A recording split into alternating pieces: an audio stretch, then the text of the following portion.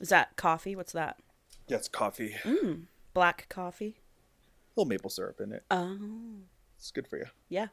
It is. It's good for you. It's good for you.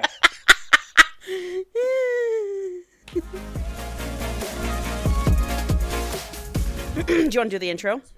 It's too soon. Too soon? It's too soon. You don't do the intro now at the beginning. It's You too want to do the soon. intro at the beginning? What's our cold open going to be? I don't know. Welcome back to another episode of Secondhand Smut. I'm Paul. And I'm Angela. And this is Secondhand Smut, the podcast where Angela reads the smut, so I don't have to. Yep. Welcome back. Welcome back. I'm in a new era. I know, I do. I was like, I have to get into my notes because I have written down things you've told me this week that I want to make sure we talk about. Okay, bring him up. Okay, you pegged that guy. Are we talking about it? I don't know if we can.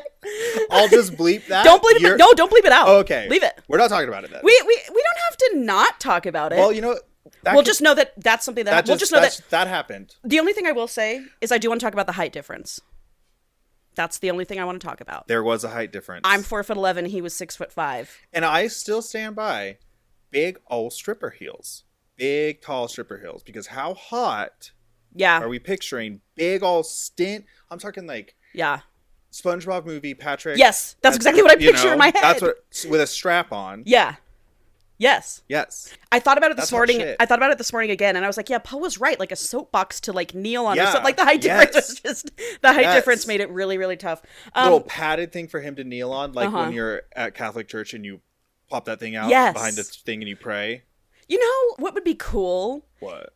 Is if I had a creative bone in my body, I would get into like making sexual implements. Well, I have every creative bone in my body, so you just tell me the idea of like, I'll show you a video that I saved today. Okay, and I can make it. I bet I can macrame almost anything. Oh, Paul. Oh, I've got something I need you to make. Okay. I'll do it. Okay. I'll do it. I have a saw, I have nails, hammer. Great. But we could do some I've got some shit that I want you to... I can macrame restraints. Oh, damn. God. There's just like a lot to do. I know, I'm not like utilizing macrame, you. Swing. Yeah. Sling. Oh, damn, dude. You know? That would be crazy. I could totally do that. Boho kink.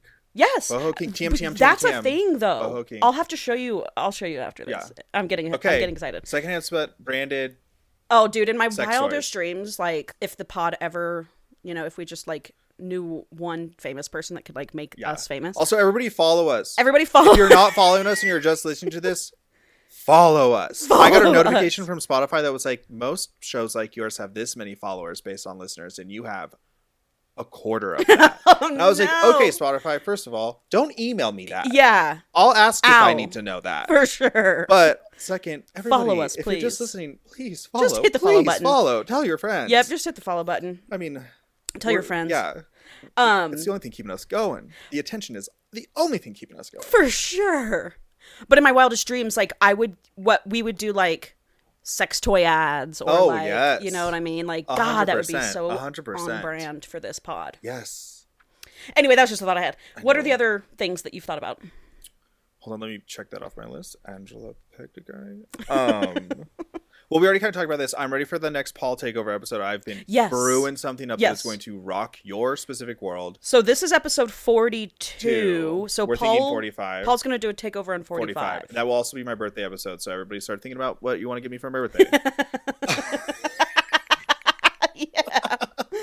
Okay. And I'm just going to say this in passing. We don't need to get into it. Okay. I like Sabrina Carpenter now. It clicked. I'm into it. We don't have to get into it. Huh. Big fan, actually. That's fun. Yeah, I mean, I don't hate that. I know. I was like, I knew that we had talked about being like, bleh. Yeah. On it. Uh-huh. I'm good. Okay, cool. That's exciting. I'm on it. God, we really do just need to have like a little dance party or something. Yeah. Well, I mean, I have been saying that we should do a companion playlist for the podcast. Oh. Secondhand jams. Yeah. I have a draft one going. Okay, great. How Interesting. was LA? LA was cool. LA was definitely. Angela went to LA for work. It was just surreal going somewhere. It was kind of like when you go to New York for the first time. Yeah. And you're like, oh my God, I'm in New York. Yes. I've seen it on TV. Yeah. And so when I was in Beverly Hills, I was like, oh my God, I'm in Beverly Hills. This is crazy. Okay, I'm going to stop. You were? I'm having fucking vocal sim. You really are. Your vocal stimming going like crazy this morning. I love it. Whatever. Too much coffee. Yeah, it was just crazy. It was just wild.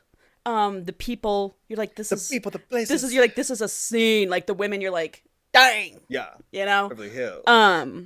But I did go to some like cool, famous restaurants, which was nice. And I definitely would go back, like, just me and you, or like, or me, you, Mag, like as a group of friends. I think it would be cool to do like 4 or 5 days there. For pleasure, not business. For pleasure, yeah. And then especially go to like Irvine, where my office is, which is on where the beach is. Yeah. Like Newport Beach was fucking beautiful. But yeah, crazy. Yeah, I'd be super into that, a trip out to LA. Mm-hmm.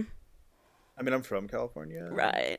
Which is so funny. Weird. Yeah. Okay. I moved here when I was 5, everybody. I know. I just don't see you. But it's just, I've gone back obviously like a few times. Yeah.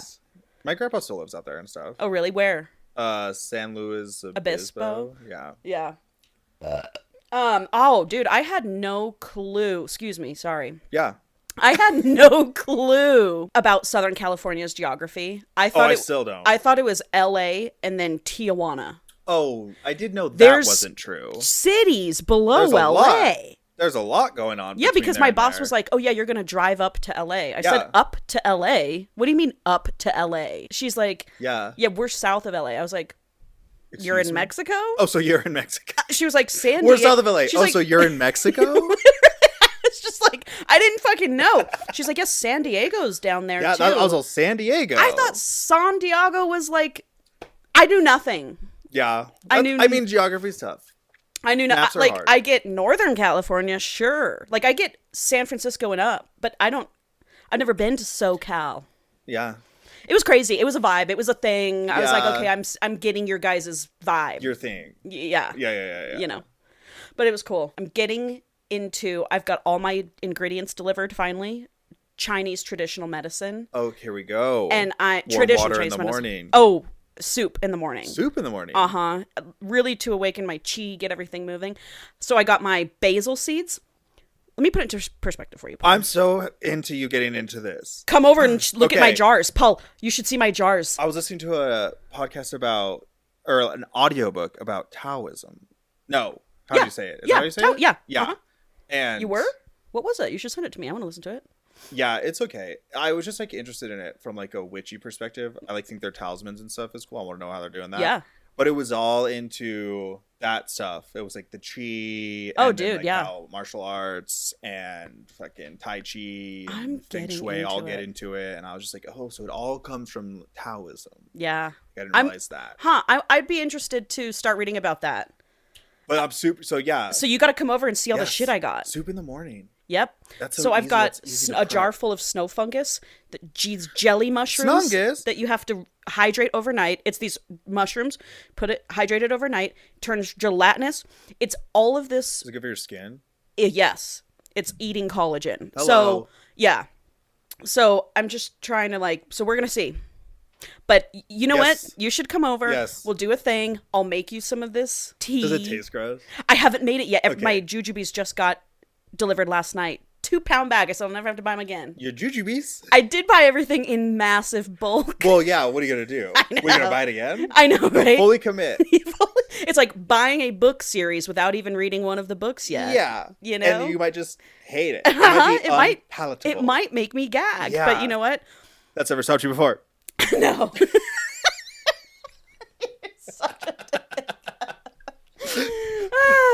So that's what's going on. I'm locking in. You know, I saw this video. This guy was like, you know what? You can just be back. Yeah. We are so back. Yeah. We are so back. Anytime you choose. Anytime. And so I'm like, be back. I'm so back right now. That's the energy. Welcome back. Thank you. You too. Thank you. I think you are so back right now. You're about to get a new place. You're right. We are so back. We are so back. It's about to be spring, Paul. We are so back. What is today? We're so back I didn't even know. We are so back. I'm too busy being back. Right.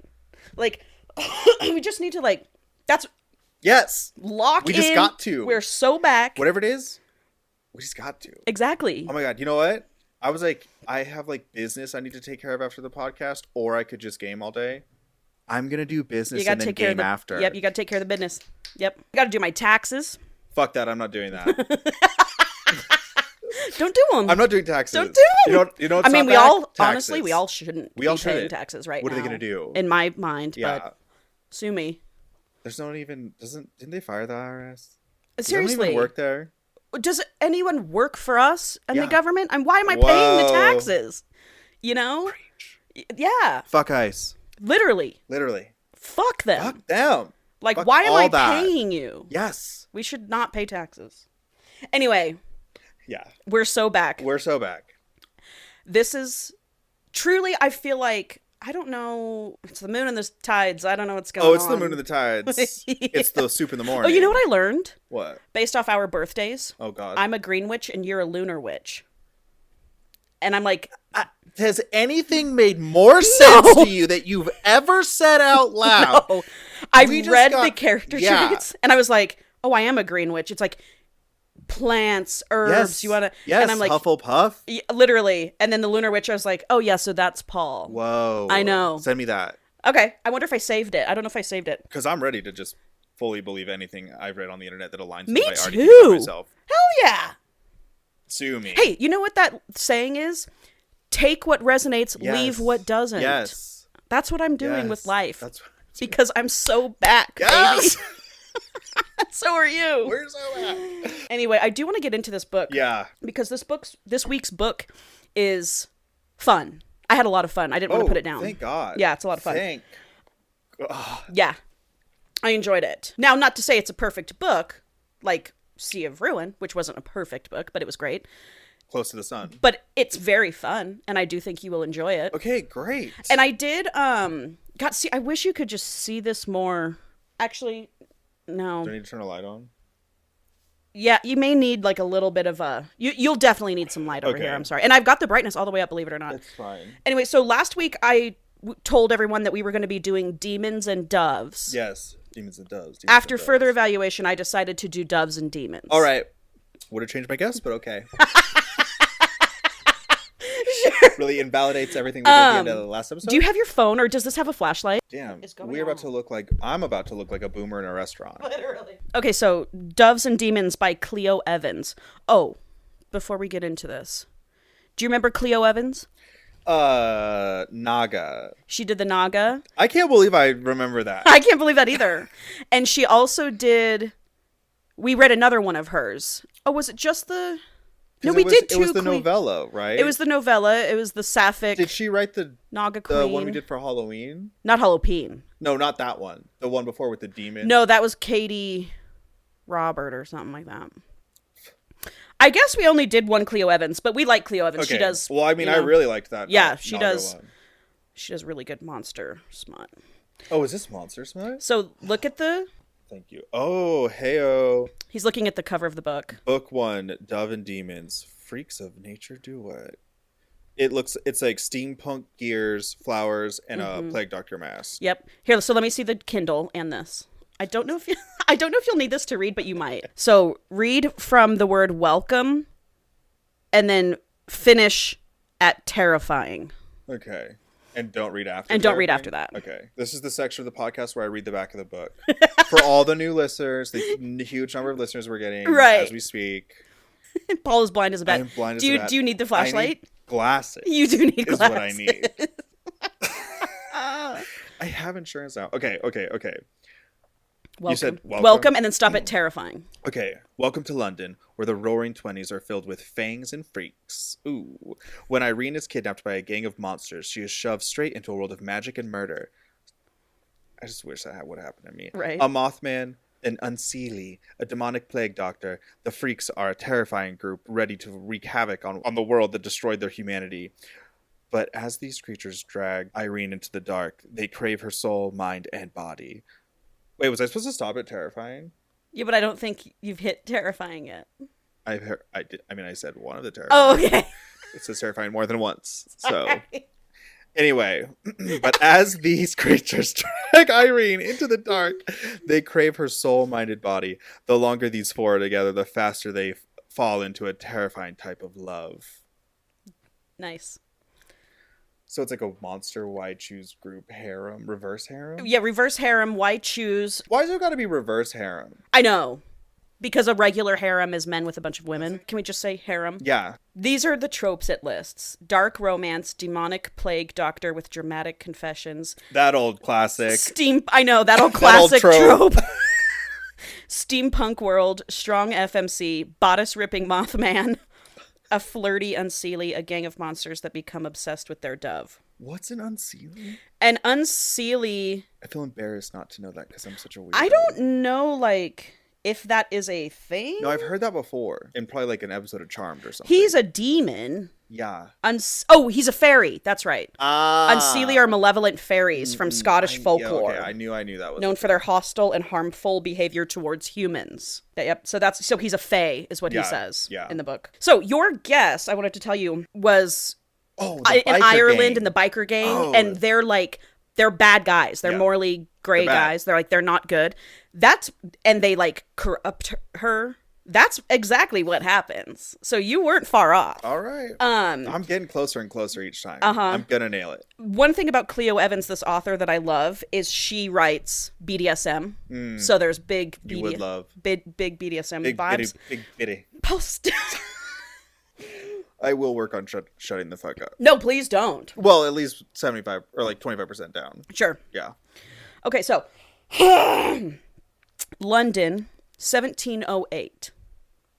Long time ago. Mm-hmm. There's a monster lurking. He's watching Peter Ellis from the shadows. He's watching Peter build something, tinker with something, with gears and stuff. And Peter's like, I know you're here. Come out from the shadows. And so this monster lurks, and he's like, what are you doing? What are you building? And Peter's like, I'm building doves, but I need some sort of mechanism to make them fly. I need something. And then the monster's like looking down, and then bam, Peter stabs the monster in the heart, and he steals the monster's magic. And he's like, you've just helped create the beginning of the end for monsters. Oh, what kind of monster was he? I don't know. Just a monster. Yep. He was like a demon type thing. Yeah. Cut to almost 200 years later, New York City, 1921. Oh, shit. Mm-hmm. Irene is at her parents' house, like in upstate New York. Okay. Her parents died a year ago in a blimp crash. Steampunk world, massive steampunk world. So blimps are huge. Like, that's huge. How people get around. Yes. So her parents died in a blimp crash. She's there with her sister, Florence. Irene is a tinkerer, an inventor, a woman of science, just like her dad, Thomas Ellis. And Peter Ellis was so from we're 200 saying, years. Is that great-grandpa or great-great? Great. The greats. The greats-grandfather is what they say. Okay. That's a fun way of saying that. Yeah. Well, and because it's Monster Smut, they're always like, oh, gods. Like, whenever she's having... I love that shit. Yeah, I love that shit. I love that shit. Like when you read a fantasy book and they're like, oh, for the love of Vera. Yeah, like she's like, yeah. All of them are, they're like, gods be damned. Gods damn it. Like, stuff like that. Easy slut for that. You would have loved this book. Yeah. I really didn't want to put it down. It was so fun. So... Irene, woman of science, inventor, tinkerer, ahead of her time. Which burn her. Right, exactly. Mm-hmm. She's work hard, play hard kind of gal. Oh, okay. We know the type. Florence, her sister's more old-fashioned. Florence's fiance, George, is there with them in the home. They're just getting the home ready. It's a year later. They're like, all right, let's finally sell this house. Let's get rid of mom and dad's stuff, all this shit. So in the evening, Irene's like, okay, I got to go to bed. I'm pooped. And George goes... okay, here, I made you a cup of tea. Don't trust. Drink up and it'll help soothe your worries. She goes upstairs, she sets the tea down, she's in her room, whatever. She doesn't end up drinking the tea. So then she wakes up in the middle of the night to screaming. Oh. Florence is screaming. And she runs downstairs and goes into the parlor. And remember, we're in the roaring 20s, everybody. Oh, yeah. Florence is on the floor bleeding from her head, and George is standing over her. And George is like, you didn't drink your tea, did you stupid girl? And then he comes up to her and he grabs Irene and he's like, where is it? Where's the other dove? I know there's two of them. There's only one here on this mantle. Where's the other dove? And she's like, I don't know what you're talking about. I don't know what the fuck you're talking about. And then she says what she describes as she hears the shadows starting to speak. And I'm going to read this. Wet for that. To you. It's not here, human, a voice rasped. You lied to the Rippers. No, George said, his voice a desperate whisper. I watched as he paced for a moment, his eyes wide with fear. His voice shook as he spoke. I thought this was the truth, I swear it. You lie, the voice whispered. I would never lie to the Rippers. We don't like liars, George. The Rippers? Like Jack the Ripper? Dude, I'm easy. this has gone. Oh, just wait. Yeah. When you find out who Jack the Ripper is. Oh my God. Yeah. Is it Dracula? No. Okay. I'll wait. We don't like liars, George. Take her, George said, shoving me forward. I hit the hard floor in the hall, my wrists and knees burning with pain. Take her, Igor. She's the child of Thomas Ellis. She knows where the dove is. I'm certain of it. What of the other woman? She knows nothing. You've seen into her mind. Take her as collateral to Jack. We have one dove. You were asked to locate both, human, or are you so forgetful? Jack needs both doves. They have something that belongs to her. She will not rest until it is found. The other may not even exist. Jack is a girl? Yeah. Okay. Uh-huh. Okay. Yep.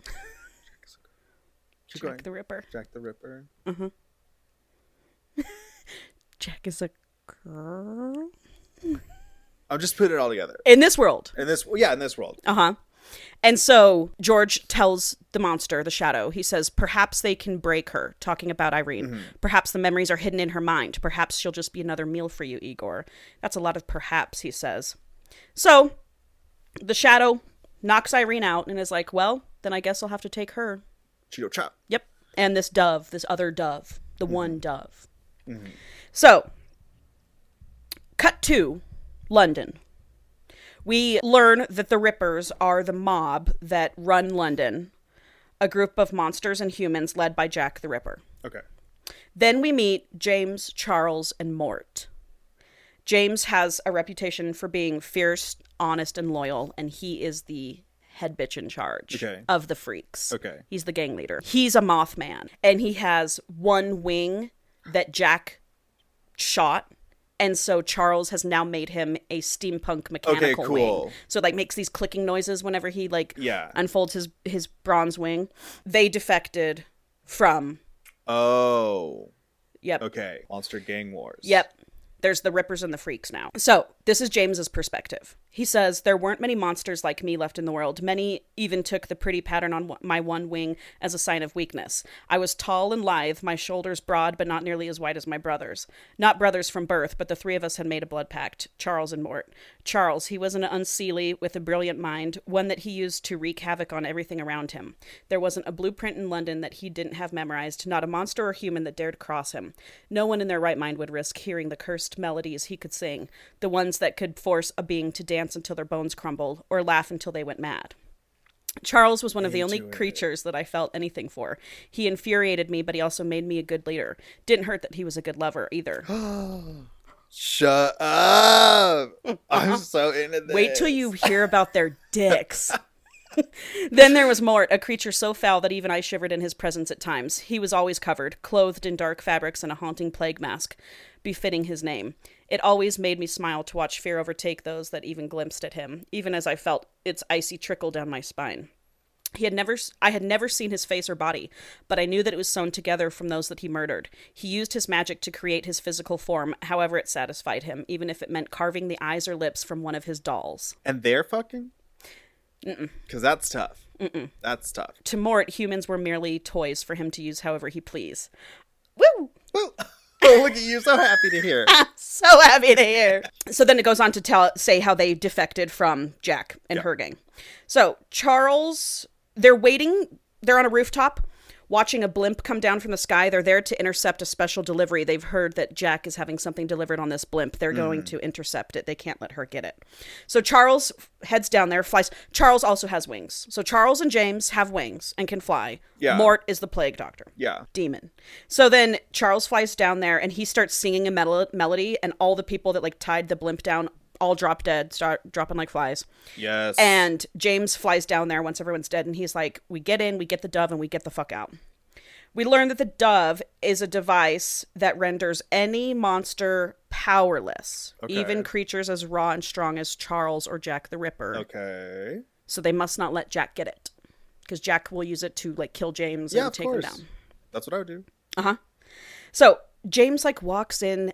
Everyone on the blimp but the captain is dead. And it's a fucking bloodbath. Ripped in half. I mean, just, he's like, what the fuck happened in here? And the captain looked at him and he's like, she took it. And he's pointing and then he dies. And James is like, what? Jack's there. He's furious. So he walks out and he's like walking down like the dock or whatever that this blimp is like attached to. And this girl runs into him and she's like, I've been kidnapped. I need the police. It's Irene. Okay. And he's like, are you the dove? And she was like, she heard the word dove and she just turns around and runs. She's like, fuck, what's going on? So, another fucker after these doves. Uh-huh. And so he chases after her, tackles her, gets her. And Charles is like, Jack's men are closing in. We got to go. And so James, like, sleeper holder knocks her out, makes her pass out. Cut to Irene waking up in a box. She's like kicking it. She's like, hello? Yeah. And she hears, you have such a pretty voice, little dove. And they keep calling her little dove. Here we go. Uh-huh. Again. Yep. And it's Charles. And the voice is so soothing. It's like giving her butterflies. And she's like, what is this? And so he opens up the lid. And her description of him, of Charles, is silver hair. He's Faye, remember. Silver hair. Beyond beautiful, soft gray skin with 3 black eyes and bright white fangs. Okay. Uh-huh. Irish accent. So he keeps calling her lass, too, the entire time. I'd hit it. I wouldn't say no. I wouldn't say no. I just want to know. Well, yeah. And wait till you hear about their dicks. Anyway. So he like picks her up out of the box and she looks back, she realizes it's a coffin. Oh, cool. Yep. And so he brings her in the bed and he sits her down. He's like petting her hair and he's trying to like manipulate her, like sing to her to get her to tell him about the dove and stuff. And it's not working. He can tell that she's the other dove. His manipulations aren't working. Yeah. Yep. And so he's just like, you're too gentle for this world, little dove, and like all this stuff. And he's just like, are you so he interrogates her, who are you? What are you? Are you sure you're just human?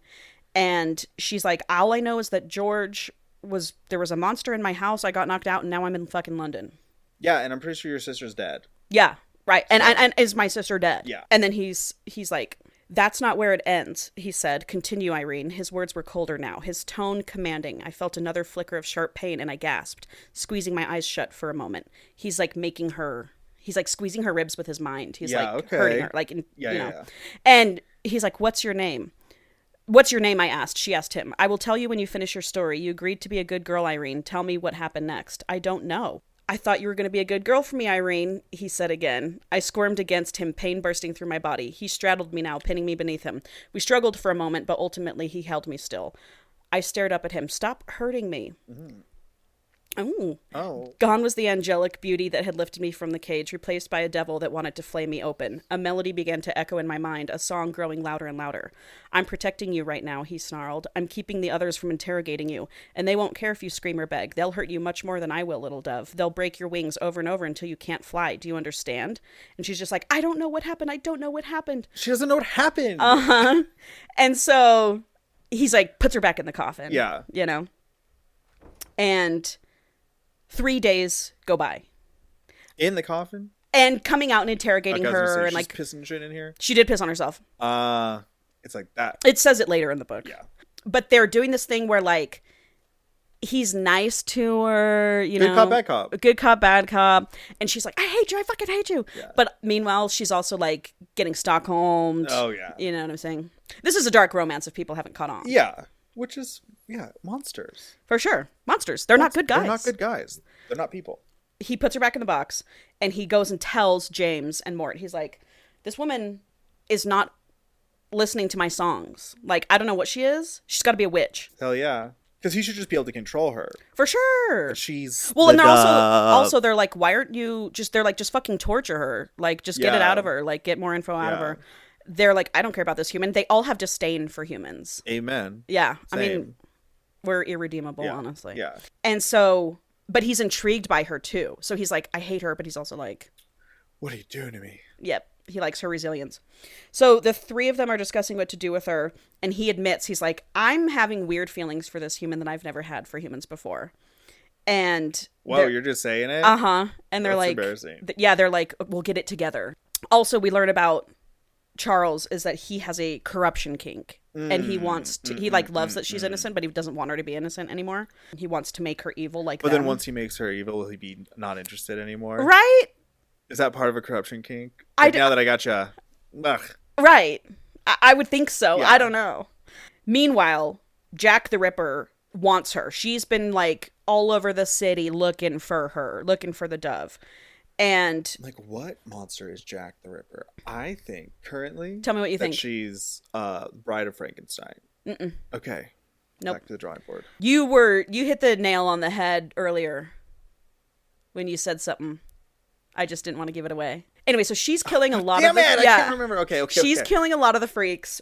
Shit's getting out of hand. So, like, a few days later, Mort's like, I need to go take care of this rat, Arthur Lackman, and I'm going to take your pet with me, Charles. I'm going to show her what happens to our enemies, scare some sense into her. Mort leaves the room, and now it's just James and Charles. They're, like, in James's office. Yeah. And...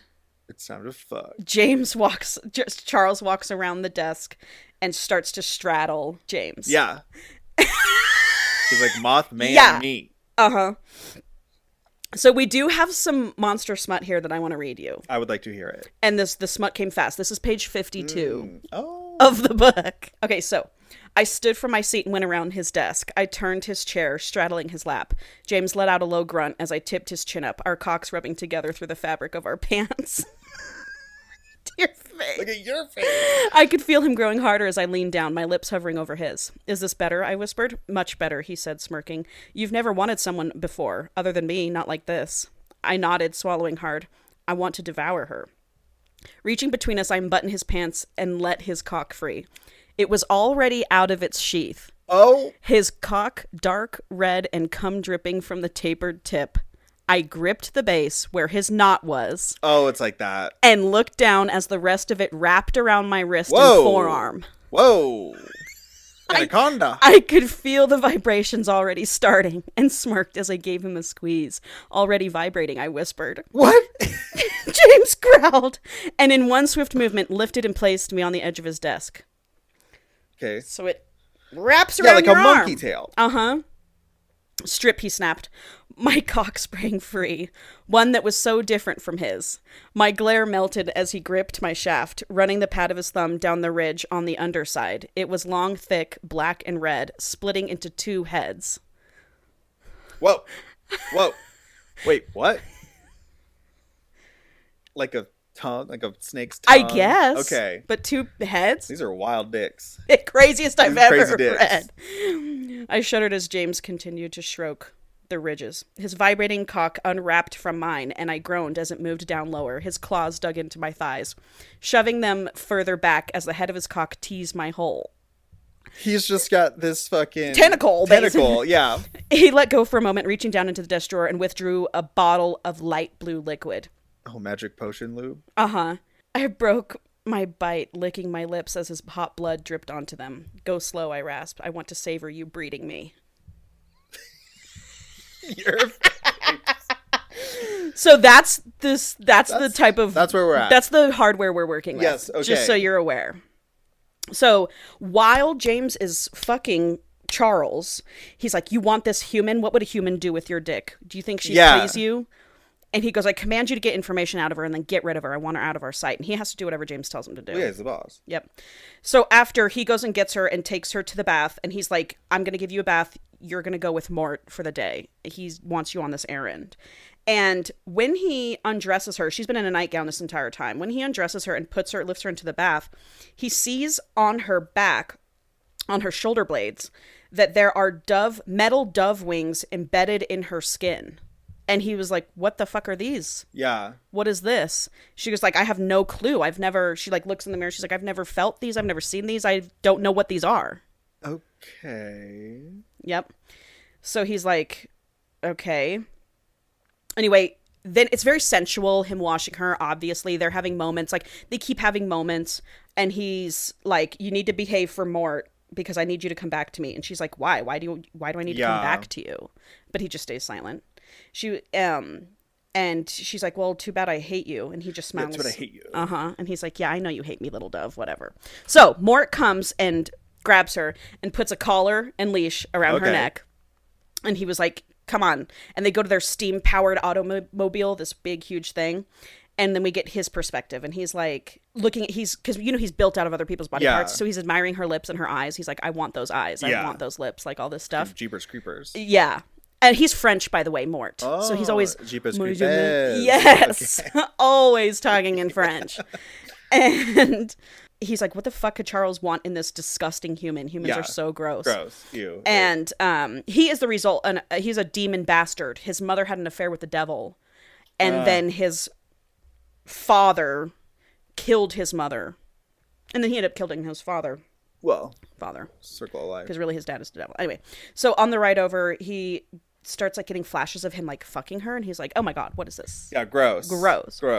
Anyway, so they get to Arthur's house, and he's like got her next to him on the porch. He's knocking on the door. She's like on this collar and leash, and this little boy, like 5 or 6 years old, opens the door, and he notices the boy has bruises like all over his face and his arm. Oh, shit. And he's like, did your dad do that? And he's like, yes. And then he points to his arm, and he's like, and this one? And he said, no, my mama did that one. And both of them? And he gets, and Mort gets pissed, and he picks the little boy up, takes the collar and leash off of Irene, puts her in his arm, and is like, take him somewhere, take him to the neighbor's house, get him out of here. I'm about to fucking handle it. And I said, oh, that's hot. That is like hot. He takes her out, and he's like, don't you dare try to run, like you better come back to me. Yeah. I was like, hot into that. Yeah. So she runs to the neighbors, drops the little boy off, and when she comes back in the house, she sees Mort like at the bottom of the stairs cracking the mom's neck, killing her, and she's like, oh my god, who's gonna take care of this kid now? The neighbors. That is a neighbor's well problem. It's not like these parents were taking care of him. No. So thank you. Yeah. So, and killing turns Mort on. So she can see his black trench coat tinted. Okay. He's got a boner. That's funny. I know. That's like the whole thing. That's not hot. That's funny. Yeah, I'm like, you're getting Woody. Yeah, that's a red Woody? flag if I've ever seen. You just killed someone. Yeah. So he's got the hard on, and she like comes over. He's like, come over here, and she comes over there. He doesn't put the collar and leash back on her, and then he's like, this is our world. If you're going to be a part of this, blah, blah, blah, this is what we do. Blah, blah, blah. Pushes her, like turns around, spins her, pushes up against the wall, like pushes his boner into her ass, and he's like whispering shit into her ear, and she's like, you're fucking disgusting. You're a monster. You're gross. And he's like, this doesn't excite you or whatever, and she's like, no, it doesn't excite me. And then he like pushes his dick into her again, and she like moves her hips a little bit. Oh, it does. Oh, it's getting her going. She's excited. But then he can hear Arthur like at the top of the steps, so he like runs up there and grabs him and like beats him, and realizes that Irene isn't behind him. So he calls out for her, and Arthur starts laughing, and he goes, they knew you'd come today. They knew that you'd bring, but they didn't think you'd bring the girl. And Mort's like, what? And it was a trap. So he, it was a setup. Rips Arthur's heart out. And then goes out into the hall, and Irene crashes into him, and she's like, there's monsters downstairs. They're fucking coming for us. So Mort utters a spell and then opens like a portal. Okay, sick. And brings them both through it back to their house. And when she like realizes what happened, it like made her really sick, all this stuff. But she's back in James's office, and James and Mort and Charles are there looking at her like too stunned to speak, because humans shouldn't be able to survive that. Portal transportation or whatever. Oh, so he was just taking her through this portal, fully being like, well, this bitch is dead. Yep, he was. And they talk about that, and he's like, yeah, well. Yeah, rather you be dead than them have you. He's like, I hate humans, so. Yeah, what do I care? And so they're just staring at her, and she's like, she's been kind of finding her voice over the past like 4 or 5 days. Like, so she goes, I have a proposal for you all. And they're stop torturing me. And they're like, let me go. James is like, get out, to Mort and Charles. And so she talks to him, James, about what she wants and what they're gonna do. I'll read to you just a little bit here. She goes, I just want to find out if my sister is alive, and if she is, I want to get to her. And I don't know who the Rippers are exactly, but I want to see them fucking die after all the shit they've put us through. If they have her, then I will do whatever it takes to get her back alive. Whatever it takes. I don't know what these plates on my back do, if anything, but I will help the three of you if it means I get to have Florence back. And so he's like, okay, we'll make a deal. Yeah. You will no longer be our prisoner. You'll be one of us. You'll be our equal.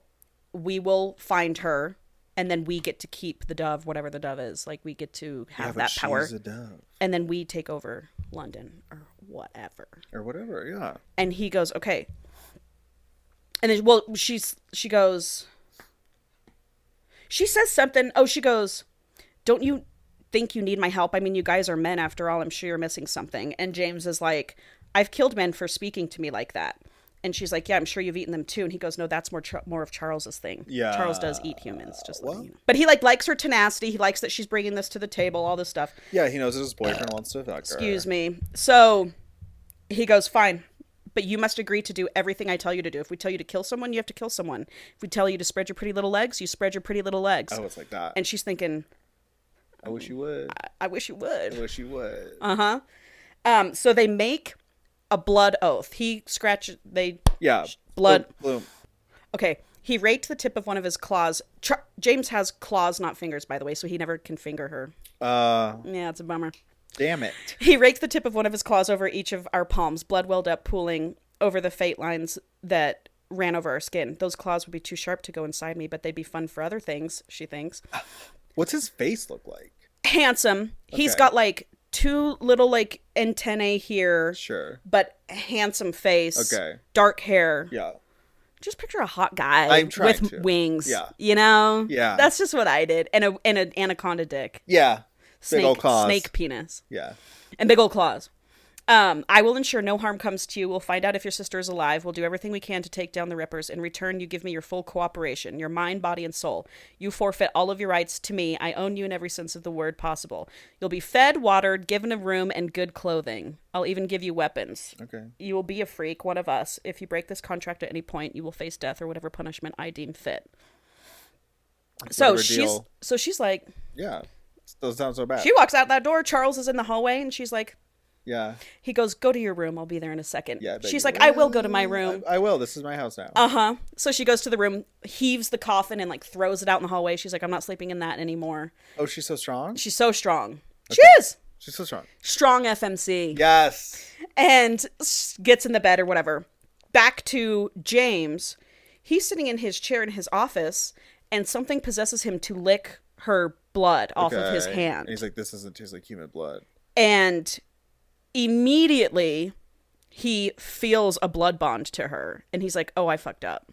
I should not have licked her blood. What's a blood bond? A bond. So this is kind of something kind of adjacent to, like, the Omegaverse. I was gonna say we're feeling Omegaverse. What they do when they bond with their mate is they have to bite each other while they're having sex.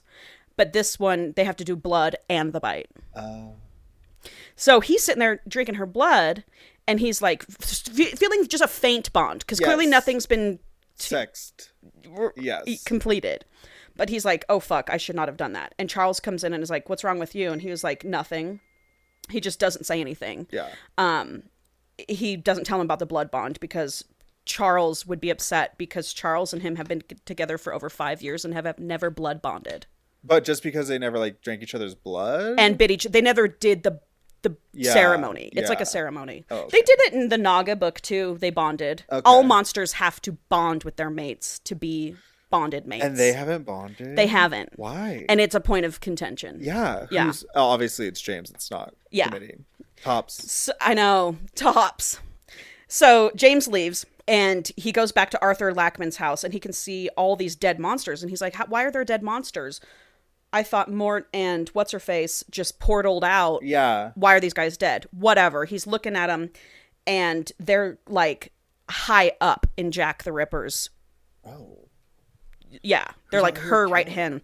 And so then we hear her stand behind. She's behind him. And she goes, you here to admire your handiwork? And he turns around. She's got long red hair, red lips. Oh, it's Jack. Uh-huh. She's gorgeous. She's a vampire. She's a vampire. Oh, okay. She's been around forever. Oh, I said Dracula earlier. Uh-huh. Oh, my God. Okay. Yep. All right. So she thinks the freaks did this. She's like, I will fucking kill you all for killing all these freaks. You got my dove. You stole the girl. And you killed all these guys. He goes, the girl's dead. I fucking killed her. And he's like, she goes, you better hope that's not true. She goes, I just want you to know we're at war now. But they never found the physical dove. No. Because it's in her back. Yeah. Okay. Yep. So they're at war. She declares war.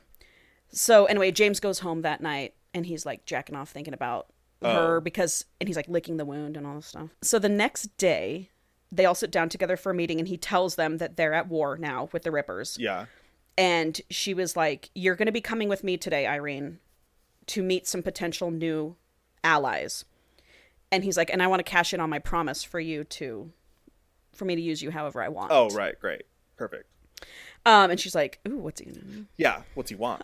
She's like, whatever, fine, I hate you anyway. Yeah, not excited. I'm not excited at all. Meanwhile, he makes an announcement to his men that she is to be protected and to be obeyed at all times, as if she was Mort or Charles. Okay. Like, so he made true to his promise to make her an equal. Anyway, so they get to one of their locations. They're in James's office, and he's like, the men that we're meeting today like to have obedient pets, and I've never wanted one until now. And then he walks over to his desk and he sits down and he's like, strip for me and crawl to me on your knees. Oh, okay. And she was like, well, if I have to do this, then I'm going to torture him a little bit. And so she does this sensual, she puts on a show for him, stripping, crawls up on his desk. And she's like, he's struggling, like veins are popping, like he can't keep it together. Feminine wild. And she's like, oh, I'm loving having this little bit of power over him. And he's like, get under the desk and suck my C. Yeah. While they're... We're not saying cock anymore, guys. That's too far. While I have this meeting, and she's like, oh, you're disgusting, you're foul, making me do this. And she gets under there. And she's like, let's go. And it is crazy. He's like choking her with it. He's like holding her nose. Oh. Fucking elephant trunk. Right. I'm like, and like right when she's about to pass out, he like lift her head up and like let her breathe or whatever. She's or whatever. And she's loving it. Yeah, someone's just living your dreams, aren't they? Well, anyway, so they leave, and she hears, while she's doing this, she hears someone say, oh, well, the other woman is in a safe house with Jack. Oh, Florence, maybe? That's what she's thinking. Yeah. So when they leave, he lifts her up, and he, like, pushes her against the wall, and she kisses him, and he's like, no. He pulls back, and he's like, no. Yeah. Too intimate. And then he, like, licks her neck, and he starts, like, you know, fucking her with his vibrating dick. Yeah. And he's like, I'm gonna breed you and then lock you in place with my knot. All this stuff. Okay. Classic Omegaverse type of shit. So he, like, puts her on the ground. He's, like, fucking her. And she's like, no, don't come in me. Don't come in me.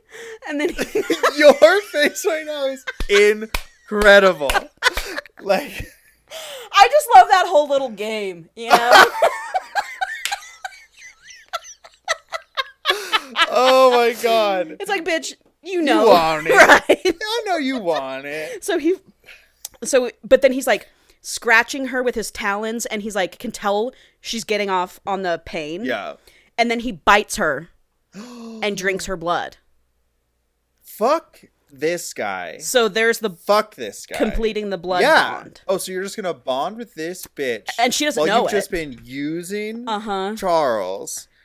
I know, sweet Charles. And he's just obviously in love with you. Yeah. So she doesn't know that. She was just like, oh, he's drinking my blood and it's getting me off. Ignorant human. Right. But she can't believe she's getting off on someone drinking her blood. She's like, what the fuck am I doing? Yeah. Right. I wrote, he's like, you like the pain, don't you? And she tries to say no, but her pussy doesn't lie. Pussy can't lie. Pussy can't lie. So she's like, I hate you. And he's like, don't worry, I hate you more. And then he keeps his knot in her. Hate fuck. And then... So whatever, some time goes by, Charles comes in, and he immediately can smell them. And he runs upstairs, and he goes to James's office, and he's just, like, seething. Yeah. And she's like, let's just go. And James is like, go take her shopping. She needs clothes. Get her whatever she wants. Take her to the shopping district. Yeah, let me go take your girlfriend shopping, you piece of shit. Oh, and Charles is just like, you fucking know I like her. You've just fucked her? You fucked her? Oh, I forgot he liked her too. Yeah, like he's intrigued by her. So I'm in love with you. I like her, and now y'all are fucking. And you just came in her. Dude. This feels like something that would happen to me. This feels like something that would happen to me. Oh, I like him. Oh, so you guys are going to date instead. Right. Perfect. Totally. I'll leave. I'll see myself out. So he's seething. So in the car, he can tell that she's like not well. And she was like, can humans get pregnant from monsters? And he's like, well, in James's case, he can only impregnate someone who he's blood bonded with. Don't worry. Oh my Your God. Face. I know. I know. Oh I know. The audacity. I know. The recklessness, yes. Paul. And he said someone he's blood bonded with and sealed the bond with a bite and drinking the blood during sex. Like, and she turns white. She panics. She's like, that just happened. Yeah. And he goes, turn this fucking car around. I'll murder him. I agree.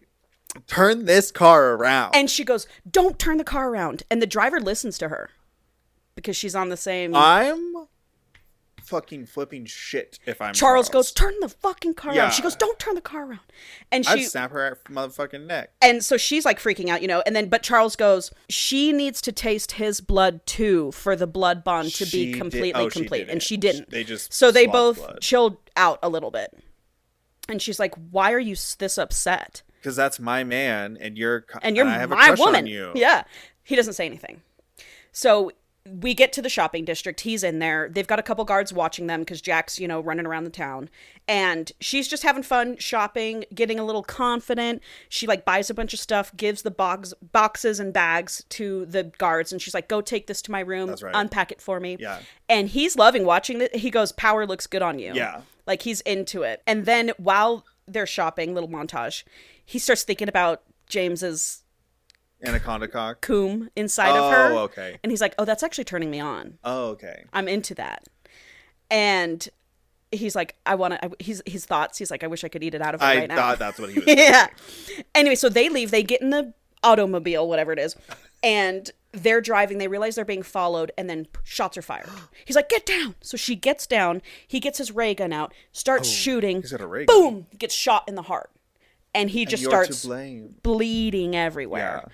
She yells at the driver. She's like, keep fucking going. She takes his guns. Meanwhile, he's passed the fuck out. She's out the window. Pew, pew, pew, pew, shoots both cars. They crash. They die. And she goes, oh my God, I just killed people. As you needed to. Hello. Survival. Yes. Them or you. Yeah. And she's like, so after it calms down, she's like, oh my God, I can't believe I just killed them. What the fuck is going on? Also, I don't feel bad about it. Well, neither would I. Yeah. You shoot at me, I shoot at you. Yes. In the monster world? Uh-huh. So he's passed out. She kind of leans forward and she's like, hey, what's your name? To the driver. It's a human driver. Oh. His name's Henry. And she goes, how loyal are you humans to these monsters? Yeah. And he goes, they own all of us. But how loyal are you? Right, which is kind of telling. And she's like, but would you follow someone else? And he goes, a woman? You thinking you can overtake them? And she said, Jack is a woman and the Rippers are stronger than the Freaks. And he's just like, mm-hmm. And then Irene's just like, don't tell them we had this conversation. And she's just kind of leans back and she's like, could I take over the Freaks? Could I seduce them? Could I... something. All right. So later... the game. Yeah, for sure. She's wheeling. The gears are moving. Yeah. And so later that night, she's in bed and Charles knocks on her door and he comes in. Mort has stitched him up and he's fine now. Monsters are hard to kill. And That's right. He's 1,000 years. He's over 1,000 years old. I would expect you could take a shot. Heal himself. Yeah. So he sits on her bed and he pulls her on top of him. And he's like, I owe you a proper thank you for killing those Rippers today. And she starts grinding on him. Yeah. And he's like, I can smell James on you still. And she's like, you like that, don't you? Yeah, you like that. And then he flips her over, pins her down, and kisses her. And he really likes it. Yeah. And she's like, oh, he's falling for me. So she's keeping that in the back of her mind. But of what's going to happen with Mort? Yes. His gross ass stitched together fucking borrowed dick he's got down there. Wait. So then he's like, let me in your mind and I'll give you everything you want. And she hesitates. She's like, I can't trust you to let you in. But she does. She lets him in. And... he's go poking around. She can feel his pleasure and he can feel her pleasure. And he doesn't go poking around. He's like, I won't go poking around. I just want to know how to please you right now. And then he's like, then he shape shifts while he's on top of her and turns into his demon form. And it's scary, but she doesn't look away. She touches his face and he's like, demon. I want you to see me. I want you to see all of me. And then... ugh, these men. I know. Always trying to heal themselves with a woman. Dude. It's like... it's always true. Him and James have been together for so long. Okay, so now we're going to get their smut, Charles and Irene. He stared at me, cocking his head. He didn't run away, and I didn't try to get free. His wings fluttered behind him, the mirage that shielded his beast melting away again. Look at me, he whispered. All of me. See me. Look at it. See the fucking monster that is about to breed your greedy cunt, little dove. Oh. The bed groaned beneath his weight as he metamorphized. Yeah. Beneath the gray skin, I could see his skeleton growing and changing. The colors of his wings paled, and a low growl rumbled from his chest. I could see what he would turn into, a massive creature with razor-sharp teeth and soul-piercing 3 eyes that burned with hate, a ghastly creature of nightmares. Ooh. Still, my thighs clenched and my pussy pulsed with need. Oh, not the pussy need. Uh-huh. So then he fucks her, and then he comes in her, and when he comes in her, he's like, "You're mine." He should blood bond to her. Uh-huh. Take that, James. He should. Take that, James. Thank you, dude. For real. And he's like saying all this stuff. He's like, "I promise to keep you safe. I promise you can trust me." And she's just like, "Yeah, right. Yeah, right." Meanwhile, Mort's down in his basement, his jars full of body parts and all this shit down there. Thinking about her eyes. Thinking about her. He goes, "I wish I could have seen her first kill today. That would have got me rock hard." He's like, "Could she handle my darkness?" All this stuff. Is that what you call it? But then he hears the guards on the other side of the door, humans, and they're talking about her. They're like, "I heard she fucked James and she's up there fucking Charles right now. She's just a monster slut now, a monster fucker." And the guard goes, "When Charles leaves her room, let's sneak in and let's both fuck her, whether she wants it or not." Oh, it's okay. Mort gets pissed. Yeah, I was like, "You guys are dead." Spare parts. And he's like, seeing red, he's like, "What do I want to do?" And he's like, "You know what? I want her to kill them." But he's just going to make sure nothing goes down. So he grabs the guards. He's like, "You fucking talking about blah, blah, blah, blah, blah." Ties him to a pole, strips him naked, and then goes upstairs to get her to be like, "You need to come down here." I'm just going to say this now. Okay. Just so that I can say that I already knew this. Okay. Obviously, she like transforms into some kind of something and kills stuff. Yeah. Because it happened on the boat. It happened on the blimp. And it happened on the blimp, I meant. And then all those monsters were dead. And then all those monsters downstairs when Jack showed up. Yep. So I'm waiting for the reveal that like she like blacks out. Yeah. Goes into a different version. Dove comes out. Yeah. Kills things. Yeah. And then she was like, "What happened?" Yep. And it's cool when it happens. I bet it's cool. But it's not until like the last 2 pages. I bet. Just calling it now. So good. Love that you are calling it. I'm ready. I'm like, let's get there. Yeah. So he goes up there and we get a somnophilia scene. Oh. He goes in her room. She's asleep. He pulls the blankets down, takes his glove off. He's never touched a human woman before, and touches her, and then puts one finger inside and then tastes it. And he's like, "Oh my God." Oh, great year. Sees her stirring. And so he goes outside and then he like knocks on the door and he's like, "I need you to come downstairs right now." She goes in there. She's terrified. They're naked. She's like, "What the fuck is going on?" This room full of body parts. She's freaking out. Yeah. And I bet it smells. I'm sure it does. So he tells her what happens, what they said, and he's like, "Now you're going to have to kill them," and puts a knife in her hand. And I would be like, "Done. Let me go back to she's sleep." like, she's like trembling, she can't do it. And so he's like, "Fine." And it goes behind her. She could feel his hard dick. Okay.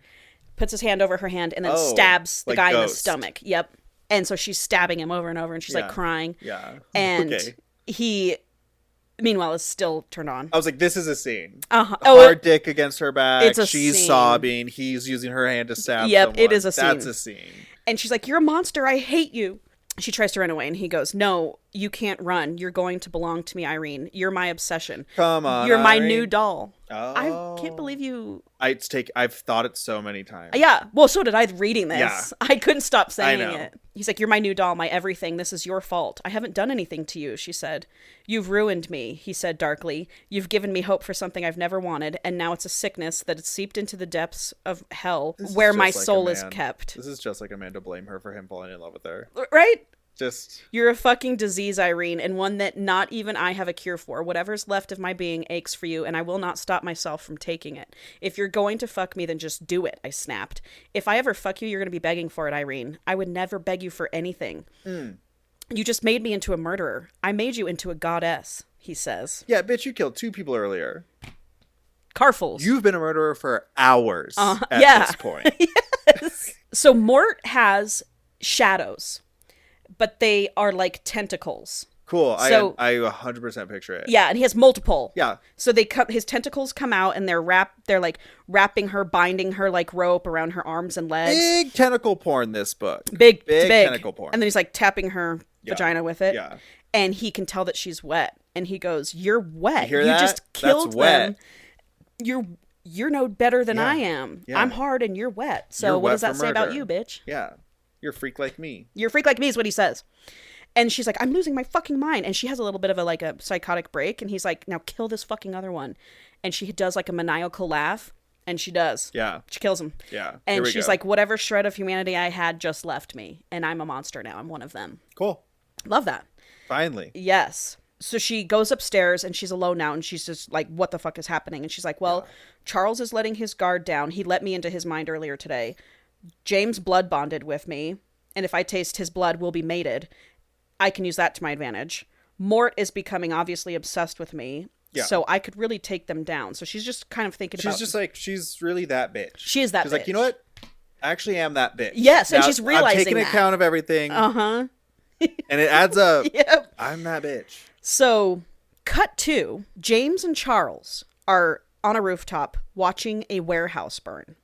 They found out her sister had been held in that warehouse. And they were like, should we extract her? Should we not? They decided not to. And they burned it down. With her in it? With her in it.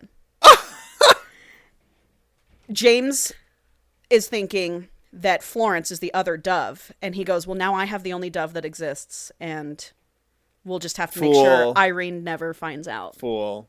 And Charles is like, she's going to fucking hate you for this. He goes, she already hates me. Yeah. And so he's like, and you're not going to fucking tell her.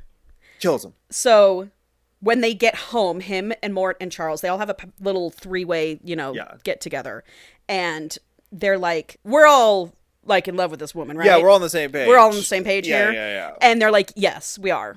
And Charles is just like trying to be the voice of reason, like, well, if we keep treating her like shit, she's never going to love us back. Her guards are up. Like, why don't we just burned her sister alive in a warehouse? Yep. And you're the one bringing that up? So he goes, why don't we try being nice? Yeah, now. Let's treat her well. Yeah, starting now. Right. Good timing. So the next morning, like, James comes in the room and is like, come downstairs, we have breakfast for you. Yeah. And she's like, what the fuck is going on? Yeah. She comes down. Mort is wearing like a half apron. She was like, this plague doctor is in an apron cooking food. French, he's a chef. And they're just like she's totally freaked out. She's like, how do you like your eggs? Mm-hmm. So she's just like, what in the fuck is going on? So James says, listen, we gotta leave. I'm pretty sure, like, Jack has been killing a lot of the freaks. And he's like, I'm pretty sure she's onto this hideout. We have to leave. So pack up your bags. We're leaving. Were the other freaks just like the humans that they had hired, or like were they humans and monsters? They're humans and monsters. So she goes upstairs to pack her bags. And the driver that she had spoken to, Henry, comes in and he's like, I'm here to get your bags. Hands her a note. He goes, I have a message from Jack for you. One word and I'm dead. Don't fucking say anything. And she's like, okay. So he takes her back and goes downstairs. And the message says, I know you're the mole now. Right. You're dead. You're a mole. You're dead, and everyone you've ever spoken to is dead. Uh-huh.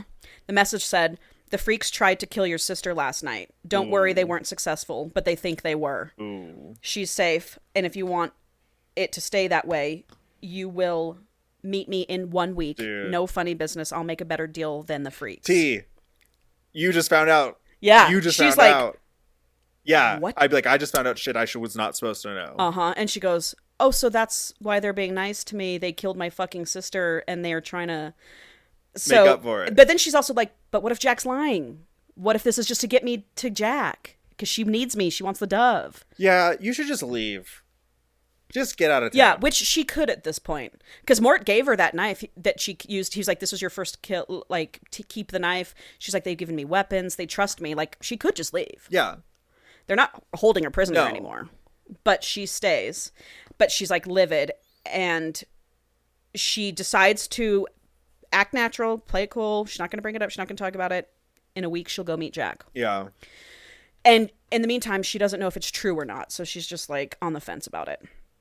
Anyway, so they all go to their next safe house, which happens to be like a blimp sky mansion. Love. Yeah, it's sick. Love. They're there for a while. And I do think it would be really impractical. Yeah. I mean, you'd just be well, thank God they can it would fly. Be moving all the time. Oh, yeah. A storm, the wind. Just a breeze. Well, they got to have some stabilizers like a yacht. but in the air? I know. It's magic. It is. It's magic. Charles built it, by the way. Oh, magic. So Charles and her get there first, and they're just like, she's walking around, looking around, and he's watching her. And then she gets to his desk, and he's looking at all of his stuff. Boom! Throws her on the desk, rips her pants off, spanks her. And James walks in and is like, was our little dove being bad? And then we get our first threesome. Okay. Of James and Charles and her. Threesome with a split double head dick. Yeah. So it's basically a foursome. So what they do is they, like, long story short. Yes. And by the way, Cleo Evans just makes great smut. She's on her back on the desk with her vagina to James and her head hanging off the back for Charles. Oh. I would have done it the other way, right? What? Because Charles is the forked, right? So he could do two could, holes. Yeah. And then here we go, anaconda monkey tail. Yeah. There we go. Right, meet in the middle. Meet in the middle. Nope. James is having her vagina. All right. But before they do it, they're like, do you want us to stop? Because she's like, I hate you, while they're spanking her or whatever. She's like, no, we'll have a safe word. And she's like, do you want us to stop? And she was like, well, would you if I asked you to? And they both in unison say yes. And she's like, why are they... Whatever. Consent matters, even in the monster world. Exactly. But she's thirsty, so she goes, she's like, no, keep going. Then they bring her over to the massive bed in the middle of the room. James and Charles, like, face each other. Okay. And, like, put their legs over each other and scoot all close so their dicks are... They're practically sitting in each other's lap. Yes. And James wraps his dick around Charles's. Oh. So it's like one dick now. Yeah, he's fusing them into one giant and then they lift her up and put her on the monster dicks. Yes. And they're just like, you monster fucker, like all this stuff. You like that? And she's loving it. And in the heat of the moment, she says, I love you. James goes, bite me. Bond with me, please bite me, seal the bond. In front of Charles. Not only in front of Charles, but with your cock wrapped around his double-headed dick. Yes. You're going to ask this bitch to blood bond, to be mate. And she's like, yes. And so he, like, cuts himself. And then she, like, comes to and she's like, no, we can't do this. We can't do this right now. I can't mate with you right now. What is Charles's reaction to this? He's just fucking her. Okay. Yeah, we're just in the moment. I guess if he doesn't mind, I don't mind. Well, he is like, they do have a conversation. I can't remember if it was before this or after, where he's like, it must have been before, where he was like, why haven't you bonded to me? Why haven't you mated me? I am your mate. I love you. You don't even know her. And it's so fucking cringy to be like, okay, well then let's mate, because it's like you don't even want to, right? You don't even want to. You're just doing it out of obligation now. Totally. Yeah, I would have been pissed if I was Charles. Yeah, I'd have been like, I don't even want her anymore. Have spoken. Right. You don't love me. I'm leaving. You never loved me. Yeah. You were just using me for this fucking fey hole. Yes. And now it's just business. For sure. I totally would have done the same thing. I would have been like, well, I'm out. Hurt. But hurt over this. Yeah, he definitely forgave James easily for that. And then, so they finish, whatever. Hours later, they leave, and then Mort comes home. And she's just kind of been wandering around the blimp, still naked, like, just doing whatever. Yeah. And Mort sees her and sees all the scratches and bite marks and fang marks, and he's like, oh, I like seeing her all marked up like that. It's turning him on. Psycho. Yeah. And so, but he's also like, his dead heart is melting for her. So he picks her up and he's like, let me bathe you, little dove, and takes her to this big, huge tub and puts her in. And she was like, let me see you. I want to see you. Let me see that nasty ass body. And so he's like, fine, you can see me. And he takes off his shit, leaves the mask on. Yeah, it's gnarly. His body's beautiful. Oh! 8-pack abs, but it's white, deathly white, and Frankenstein stitched together. Sure. She can see the veins under his body. Yeah, but you got a hot body. But his body is hot. Well, it's like, you know what? If I'm getting to pick, yes, and that's what's happening. I'm picking the good ones, right? And his dick is dark purple into black with ridges, deep ridges. He's got the most normal one out of them all. Where did he get that? That's his original dick. That's the one piece that he didn't. The original dick. He kept his OD. OD. His original dick. Anyway, he gets in the water with her too. And he's like, it's very sweet and sensual. I actually was kind of like buying their bond more than anybody else's. I bought hers and James and Charles's too, but I like her and Mort's bond personally. Then he like flips her over and he's inspecting the wings a little bit, and he's like, this is dark magic. Oh, hell yeah. A demon did this. Mm-hmm. And if this demon is inside of her, it's waiting to come out. Yes. Just like you predicted. And he tells her, he's like, I want all your scary desires to come out when you're with me. You're safe to do it with me. And she's like, I want that too. Oh, yeah. And so they come up with a safe word and a safe gesture if she can't speak. And then it's on and popping. He flips around, shoves her head underwater. Oh, I was like, her head is going under the water. Onto his dick. And she's like, fighting it. But, you know. You can't fight it. And so then finally after that, she's like, you're an asshole. You're a bastard. I hate you. Lifts her up out of the tub, takes her to the bed, starts. Tentacles are doing everything. Yeah, tentacles all over her body. He's fingering her. And then she's like, no, that's too many. And he's like, you'll take my hand. You're my fuck puppet. And he fists her. He goes, you're my little marionette now. Fucking Muppet He goes, you're my fuck puppet, and you will do everything I tell you to do. You're my little doll. And he's working his hand inside of her. Yankers, dude. Are you kidding?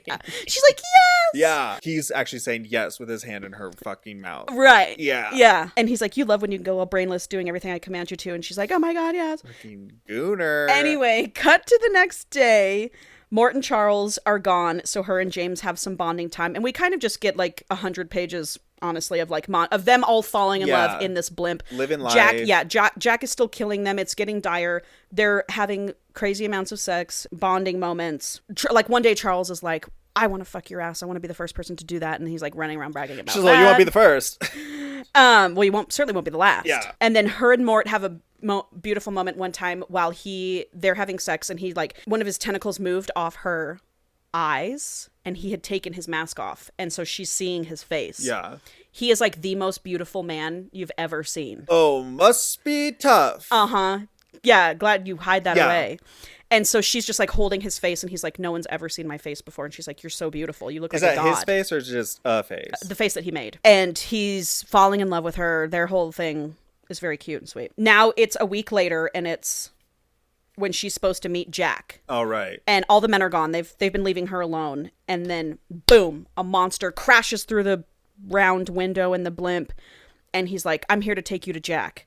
And scoops her up and starts flying through the sky. Subtle. What the fuck? I was just gonna drive myself. Right. Yeah. I was gonna go. Yeah. The blimp starts going down. She's like, oh my God, the house is gonna fucking crash. Like, this blimp is gonna be destroyed. And so he drops her on the city concrete. And she sees Henry there, the driver. Oh, who gave her the note. The mole. Mm-hmm. The rat. And he's like, I'm taking you to her. Get in the car. And he puts her in the car, and there's like two other monsters driving, and she's like, what do I do here? Like, how are they ever going to find me? What do I fucking do? And so she's just kind of like, oh, they got your scent. Oh, for sure. One of them has got some kind of something on you. And she's not bonded with any of them yet, but they got her scent. They got her scent. For sure. And they're like, she decides to kind of like go along with them. She's like, yeah, they've been keeping me prisoner, those pricks, like those nasty monsters, all this stuff. I haven't liked it at all. Right. But she's, like, well, I hope they find me. So then the men see their blimp going down. Yeah. And they fly over to it. She's obviously not there. They're like, fuck, she's gone. Yeah. And then one of Jack's men shoots James in his wing. Oh, and his good wing. And it's bleeding everywhere, and he's like not doing well. And Charles is like, fucking bond with me. I can heal you faster if you just bond with me. Even worse. So they bond. Even worse. And he heals him. Oh, we bonded out of necessity. Great. Yep. Loveless marriage. I know. It's sad. Staying together for the kids. Poor Charles. So then we cut back to Irene, and she's now with Jack. And Jack tells her that her great-grandfather stole the magic from a monster and put it into the doves, and she wants the magic back. And Jack tells her she couldn't kill Irene if she wanted to, because the dove has embedded herself. Obviously. And she goes, by the way, you don't remember killing 10 of my men on the flight back from New York? And she bites Irene, and that... Blood memories.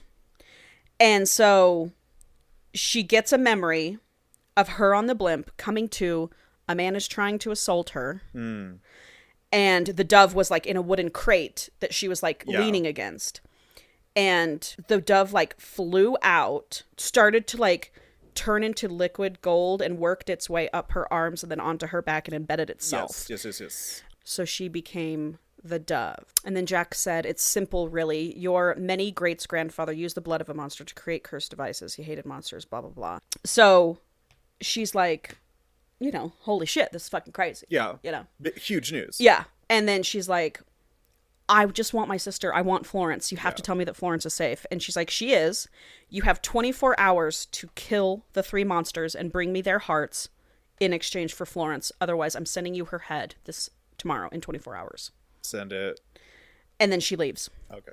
And a few minutes later, she can see Charles and James have found her and they're running towards her. And she runs to them and kisses them. And they're like, oh my God, we thought we lost you. I'd like to know, we're not kissing. We are talking about things. Oh, and they do. You tried to kill my sister. So I had to go meet up with this fucking bitch. Right. And now I found out I have the dove And now in I have me. to kill you. Yeah, and now I have to kill you. So we need to figure this out or I'm going to kill you. Yeah. Yes. Well, and she even said in her head, she was like, could I? Yes, I could. I would kill them if I had to. I could. What if you've known them 2 weeks? Uh-huh. Like 2 weeks. So they all go to one of their warehouses and she tells them everything. Henry gave him the note. James. Oh yeah, he's dead. For by sure. the way. He is. He's dead. He's dead. And she looks at James and she's like, why would you do that to me? Yeah. Why would you do that? And he was like, I'm so sorry. There's no excuse. I don't know what to say. Yeah, you don't know what to say. And I there can't isn't tell an you. excuse. Uh-huh. She's pissed that he did that he lied, and she's pissed that she's like fallen in love with him and still would forgive him. How weak. And then she tells them that she has to kill them or else bad news, guys. Her sister will die. I'm gonna kill you. Yeah. And if you try to kill me, the dove and me will kill you. And it will. And that's just the situation we're in. So they're in this warehouse. Okay, and this is Mort talking to her. Okay. Mort says, if you wish to take my heart to Jack, then you can have it. It's yours. For all of the things I've done to you, I will not ask for forgiveness. I enjoyed it all. I'm a monster, a villain, a creature that belongs in the very pits of hell. A creature? He's probably got extra hearts at home. What are we For sure about? He does. Yeah. I do not feel sorry for the pain I've caused you, only that I didn't cause you happiness too. If you wish to cut out my heart, it would please me that your hand would be the one to wield the knife. I don't want to... I don't want to cut your heart, Mort, she whispered. Then what do you want? What can we do, little dove? We're yours. I want to kill Jack. I want to rescue Florence and get her home, and then I want to rule London at your side. I'd like to rule London with you at my side. With you at my side. At you at my side. But we are very clear on whose side is the top side. For sure. All right. She's definitely top. Yes. So they're like, okay, let's do that. And so they devise a plan. They're going to have one of their guys kill 3 people, take their hearts, and they'll bleed on the hearts. They'll put their blood on the hearts so that fakey. Yeah. While Jack is distracted, they'll kill their men, get Florence, and then she can kill Jack when she wants. And get out. So then they're like, please, what can we do for you to forgive us? And so she gets naked, stands up. Oh, she's okay. We got to get more smut in, you know? I know. I'm sorry. And so she gets naked. She stands up, and she was like, each one of you get on your fucking knees and beg me right now. And they're just like, we don't do that. And she's like, if you want me, you'll fucking beg. I'm like, I think you do that. And so she goes, take all your clothes off, get on your knees, and beg. And they do. I mean, Mort obviously begrudgingly. Obviously. Does he take his mask off too? He takes everything off, and neither of them have ever seen his face or body. They turn around and they're like, hot. They literally, James and Charles are like, whoa. Why were we not fucking this whole time? So they get on her knees and beg, which I just loved. They're like, if this is our last night together, we're going out with a bang. Yeah. Literally. Yeah. And then they all decide, also, we're in love. We're all mating each other tonight. Oh, it's wild tonight. So tonight. Yeah. It's crazy. The tentacles, the dicks, it's crazy. And then she bites each one of them individually and drinks their blood, and and drink hers. And now they're all mated. They can all feel it. Well, Mort isn't mated to anybody else but her. Okay. But James and Charles are. Yeah. But they can all feel each other through the bond. Okay. Like, it's a thing. I would like Mort and the other 2 just to have a little alone time as well. Well, to mate. So then they have crazy sex. Yeah. And then she mates, whatever, with Mort last. And while he's having sex with her, he looks over and James and Charles are fucking each other. Of course. And Mort's like, oh. So that was an option. Yeah. Oh, he's like, oh, okay, I'm into that. Yeah, I'm gonna do that. I'm gonna do me some of that. So while we don't get it in this book, I do know that that's what happens. Hell yeah. Yeah, Mort eventually it's on and popping. Well, and then Mort says something the next morning. Like, James wakes up and goes to talk to Mort and says something. And James goes, you think I'd bottom for you, Mort? And Mort's like, well, you wouldn't have a choice. Hello. Oh, all right. Hello. Oh, okay. Anyway, so they get their like lackey delivers the 3 hearts. They cover it in the blood and they say their goodbyes. She's got the hearts. She's going to Jack. Mort's kind of going to follow her in the shadows. James and Charles are going to fly and whatever. So she gets to Jack in this other warehouse and Jack like tastes a bite and she's like, yep, that tastes like James. They did fuck. Oh. And she gets very jealous. She's like, because she goes, you know, James and I had our own thing, right? And she's like, because she can tell that she's fucked James. So she's like, Jack's just being a dickhead. Irene gets all pissed. Anyway, she's like, you have the fucking hearts. I want to see Florence now. Yeah. And Florence comes out and... Rough shape?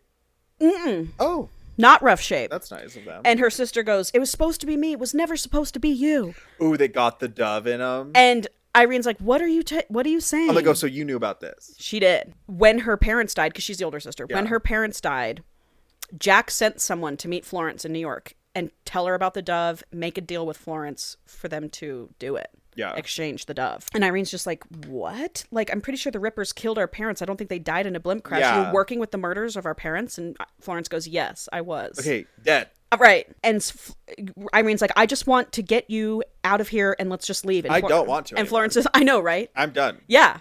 Florence is like, it's too late now. We won't be able to leave. And Jack is like, yep, it's too late for you now. But then there's a big explosion. Yeah. And Irene goes, it's not too late. It's too late for you. Yeah. Because you fucked up. Uh-huh. I'm out. Me and my boyfriends are leaving. Yes. Bye. I don't care what happens to you. So we hear Charles singing. And all her men are dropping like flies. Perfect. So James and Charles descend. Mort appears. But Jack gets on Irene and bites her neck and rips her neck open, spraying blood. She hit the artery. Doesn't matter. All 3 of them are staring at this as this happens, and like her head lolls to the side and worry. The life drains from her eyes. She'll be fine. And they're just like, oh my God. And they can feel the bond fading. They can feel her life slipping away. Oh no, what do you think's gonna happen, Paul? She's gonna fucking dove out, bitch. Now, Jack said, standing up. She wobbled for a moment, wiping blood from her lips with a scowl. Now you know I won, and now that she's dead, I can take that magic from her and make it mine. She didn't know how to use it anyway. The magic, Jack said. Someone said, what magic? And she goes, the magic. If you would have stayed with me, James, you would have known. Instead, you chose to go against me. Peter Ellis, Irene and Florence's ancestor, captured a monster known as the Ripper. He was an ancient being, one that liked to tear apart everything that humans made. She stepped up to me, leaning in so that her lips were so close to mine I could smell Irene's blood, and I felt tears blur my vision. This is James's perspective, by the way. He was a father to me, Jack whispered. That's how I became Jack the Ripper in the first place. He helped me envision a world where humans were beneath us and monsters were no longer had to hide. He helped create me, and Peter Ellis slaughtered him and used his dark magic to create the infernal devices, the doves.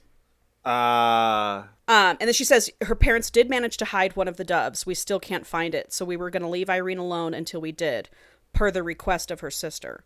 Florence agreed to take on the dove and was very compliant, easy to work with, easy to manipulate. But then Irene interrupted everything. And then to make it worse, she became the dove and inherited a power that she had no clue how to use. The dove is meant to protect her from all monsters that wish her harm. But you just killed her, Mort says. I moved quick enough, Jack says. The faintest clicking noise drew my gaze back to Irene, and I fought the urge to frown. So now that I get the Ripper's magic back, London is mine. Blah, blah, blah. And then the clicking became louder, followed by the slightest thump. My eyes fell to the floor, watching as her blood began to move. I looked at Charles and then at Mort, but their gazes were now on Irene too. I felt a flicker in my chest, the slightest warmth from our bond. She's not dead. Oh my God. Then her blood goes back into her body. The wound closes up. That's right. Magic. She starts levitating. Fucking Mecca. And then there's a burst of light and magic, and everyone goes flying. James is flying, Charles is flying, Mark's flying. Our human stood there like a goddess. Her eyes were completely black, her violet hair whipping around her as a violent wind surrounded her. Behind her shoulders were golden wings made of bronze. They stretched out, the metallic blades sharper than knives. That's right. Jack let out a crazed screech, and I watched as she lunged for Irene. I watched in awe as the dove's wings swept forward and impaled Jack through the chest. That's right. Jack's eyes widened as the other wings swept forward, the tip impaling her all the way through, the bronze edges jutting out her spine. Her blood dripped on the floor, crimson pulling at Iron's feet. The wings swept out, ripping Jack clean in half. Yeah. Her body was split in two like it was nothing. She plopped to the ground, blood and guts rushing out. Yeah, sucks to suck, Jack. Yeah. So that's obviously the dove. The dove. And so then James gets his knives out. He kills all the other rippers. Yeah. Charles starts singing again. So now everyone's dead. Florence is over there, passed the fuck out. She's the Irene's still black eyes. Yeah, she's not come to. Yeah, so they slowly approach her and they're just like, you're here, you're safe, it's just us. And then she slowly comes to, and her wings retract back into her skin. She just kind of like looks around and she was like, London is ours now. Oh. We run this bitch now. This bitch. And they all hug each other, kiss each other. They're having a teary moment. And then she sees Florence, and she's like... What to do about this treacherous bitch? She's like, these are my mates. Like, they're mine now. I'm theirs. And I want you to come with us. Like, and she goes, I'm not coming with you and those monsters, she says, Florence. Then you're dead. That was your one and only last chance. Yeah. And now you're dead. Yeah. So she goes, I'm leaving. I want to go back to my life. They'll kill you. You can't be with these monsters. I'll kill you if you're not with these monsters. Right. Bitch. Yeah. Bitch. For real. And Florence is like, if you want to come see me, you know where I'll be, but I'm not staying in London. That's so funny. And she's like, okay, bye. Yeah. Maybe I will come see you in a few months when we've had time to fucking chill. Murder you. And then they say their goodbyes, and her and the freaks leave. 3 weeks later. Okay. They've been running London, slowly getting things, gang style, whatever. Then we have our final smut scene of the book. And she's like, I want all three of you inside my vagina at the same time. With your powers combined. So they do TVP, triple vaginal penetration, with these monster dicks. Good luck. And that is a double-headed dick. I know, so right. It's 4. It's 4. And then, so they all finish inside her, and you can imagine it's just like... Not so. And they're like, James, don't let any of it out. Knot her. So he knots her. With their dicks in? They leave. Okay. They get out. He corks it. And then... Good thing she has that dove in her. Or she'd be dead. I know. Literally, for sure. And I'm like, hope that's your birth control, too, because what the fuck? Anyway, because they're all blood maiden now. Yeah. I mean, she could get knocked up by any one of them. Or all of them. It's having demon babies. Demon fae moth babies. And then they all live happily ever after. As they should. Right. As they deserve it. That was fun. Yeah, it was a fun one. That was fun. But then, what is doves and demons? Or demons and doves? What was she's the dove and they're the demons. No, but what's the second one? Oh, it's Florence's story. Oh, I don't care about her. It's a redemption arc. It would have to be quite the redemption arc. Mm-hmm. I do have to go pee. Yeah. However, I will tell you the name of next week's book. Perfect. House of Rain. House of Rain? Rayne. Rayne.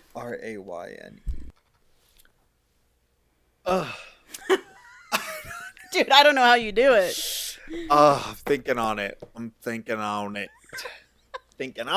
Yeah, you are. Okay. All right, I'm just going to go with it. All right. I'm just going to go with it. Okay, and it doesn't have to be, Going to go with it. Okay. I think that the House of Rain...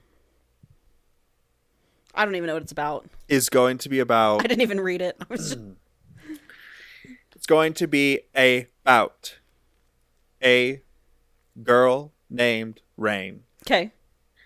And she is going to be in her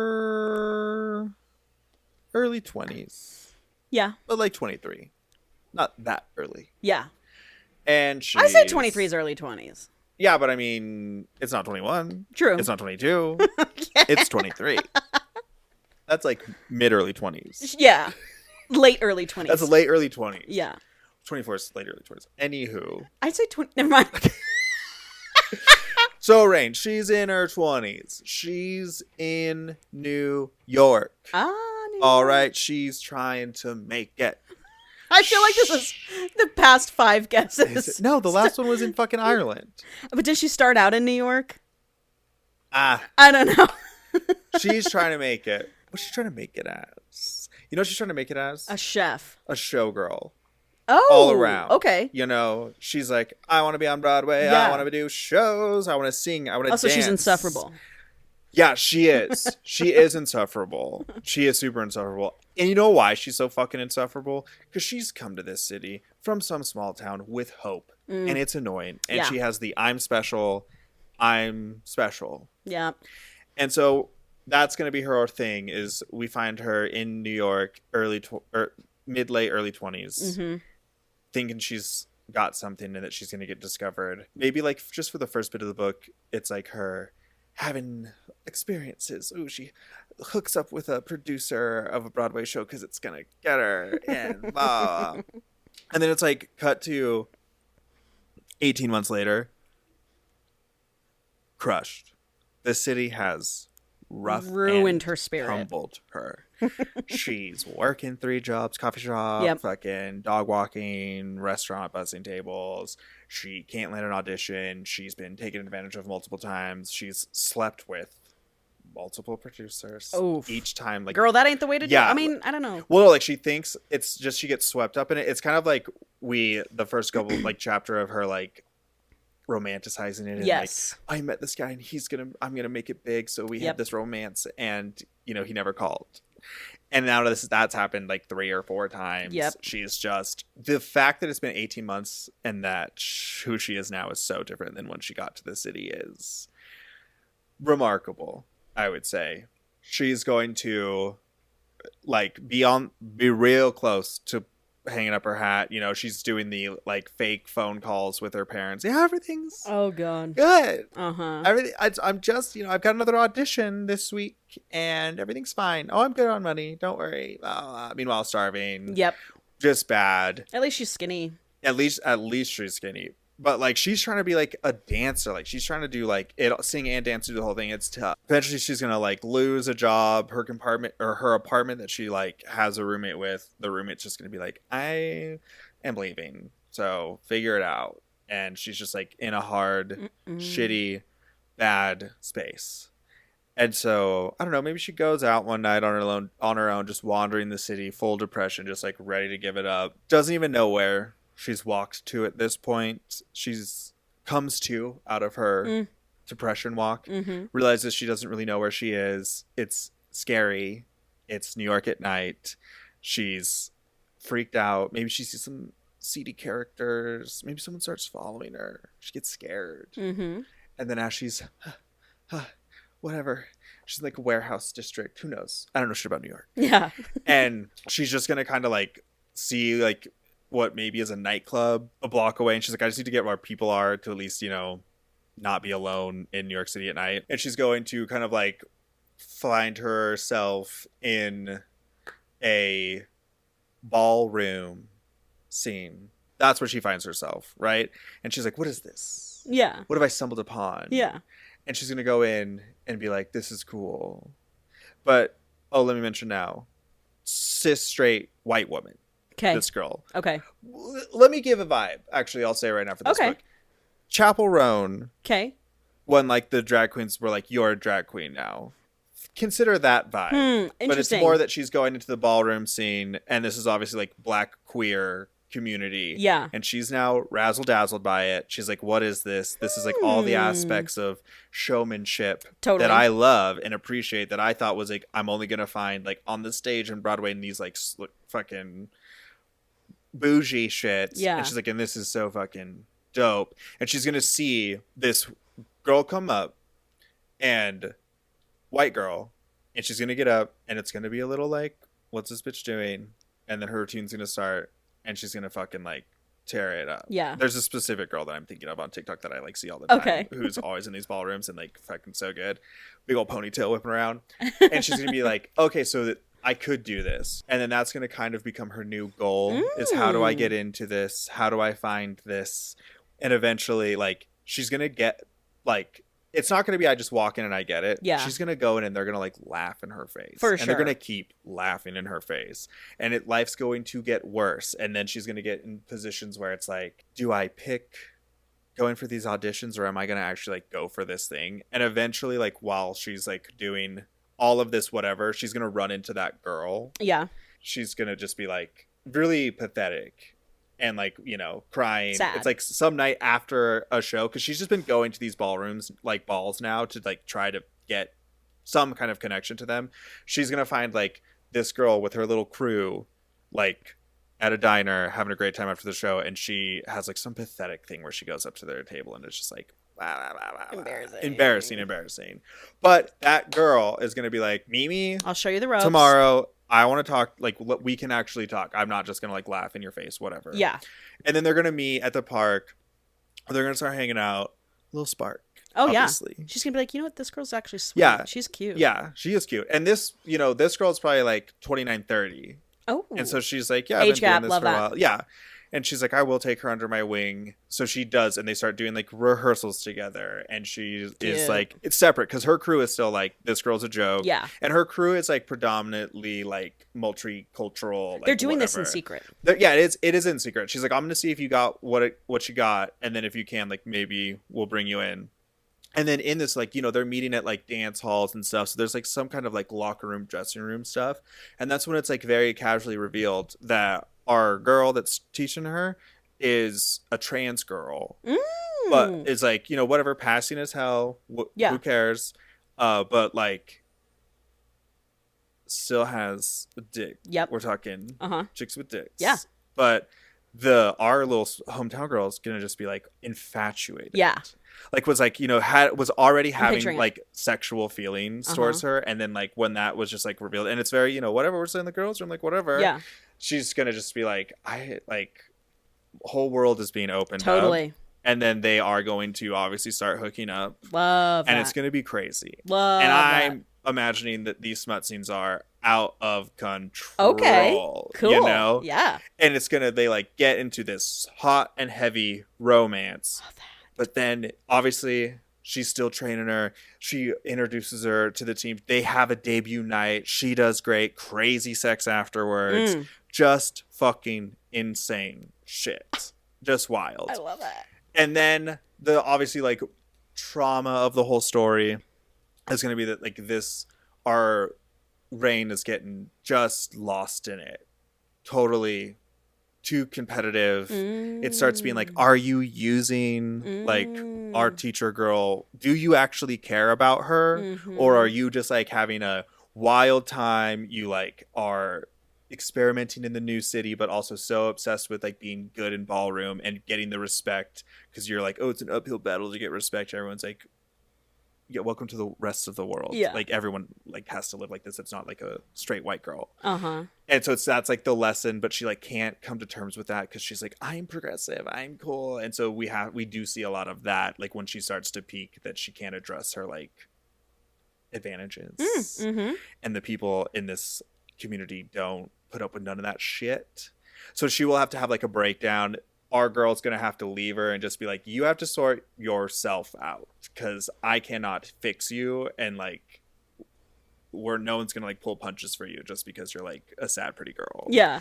And then she'll have like a depression thing and have to just like come to terms with it or something, and the whole thing will be like she's gonna have some big monologue speech towards the end where she wins back like the crew and her love. Nice. Where she like refers to it that like, because you know everyone like in those groups it's like the house of whatever. Yep. So she's gonna be like, I now realize that like I had to come to like make the house of Rain, and now that my house is in order, like I am ready to join it humbly like you guys. And they're just gonna be like, okay, drama queen. And then she joins, and then it's like, great, and that's how she lives her life. And they do end up happily ever after together. Nice. I think I would read the fuck out of that. Yeah. But the sex scenes are crazy. Oh, I like that. She's like, I've never been pleased this way. Like, I've never had someone know my body so well. Totally. And fuck me. Yes. I love that. Yeah. I mean, there's a couple. There's I don't think that's not a very probably like popular scenario. It's not. The trans girl with the cis girl. Yeah. Yeah, actually I should look into that. I haven't seen any trans books. Really? I haven't seen any trans smut before, to me that ever. sounds so hot what I just described. Me too. I'm into that. Yeah. Like lesbian porn, but one of the lesbians like has a dick. I'll have to look into that. I honestly can't believe I haven't even thought of it. Yeah. Well, we'll see. Yeah, we'll see. Maybe that's exactly what it is. Yeah. All right. Well.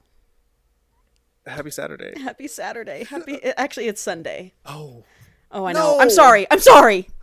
No, I'd rather know now. Okay. I'd rather know now. For sure. Okay. Okay, bye.